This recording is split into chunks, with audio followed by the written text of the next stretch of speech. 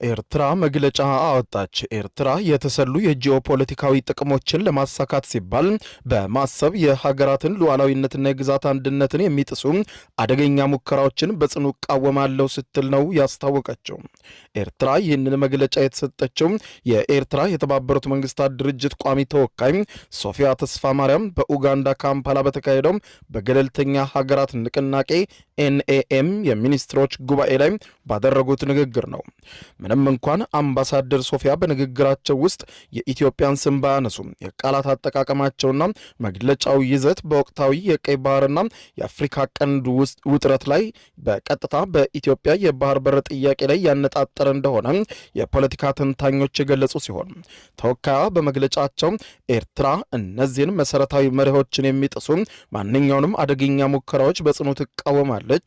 ምክንያቱም እነዚህ ሙከራዎች ከዚህ በፊት ታይቶ የማይታወቅ ቀጠናዊ የዓለም አቀፋዊም አለመረጋጋትን ያስከትላሉ ብላለች በመግለጫዋ።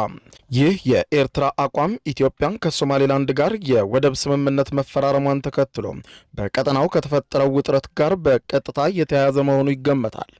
ኤርትራ ከዚህ ቀደምም የሶማሊያን የግዛት አንድነት እንደምትደግፍ ስትገልጽ መቆየቷም ይታወሳል። አምባሳደር ሶፊያ አክለውም ኤርትራ ትልቅ የሚሆን ትንሽ የሁሉንም ሀገራት ሉዓላዊነት መብቶች፣ ነጻነትና የግዛት አንድነትን እንዲሁም የውሳኔ ሰጭነትና ስልጣን እንዲከበር አበክራ እንደምትሰራም ነው የገለጹት።